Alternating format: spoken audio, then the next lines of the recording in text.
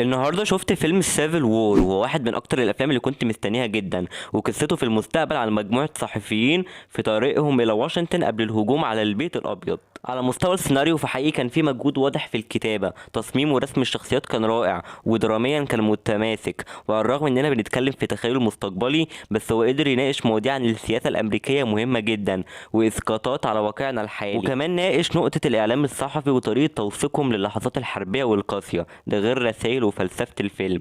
واتمنى اللي لسه هيشوف الفيلم يبقى يفتكرني في كادر معين خلال النص التاني، لانه حقيقي مرعب وبيلخص كلام كتير جدا.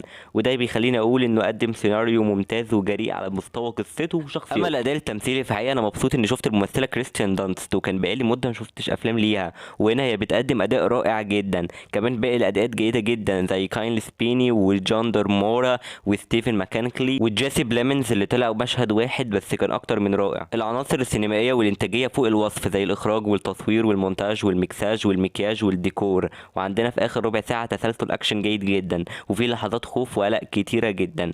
عيب الفيلم هو التخفيف الكوميدي واللي كان أوقات كتير ملوش لازمة. غير كده مقدرش أنكر إني حبيت الفيلم، وهو من أفضل أفلام السنة حتى الآن. تقييمي النهائي 9/10.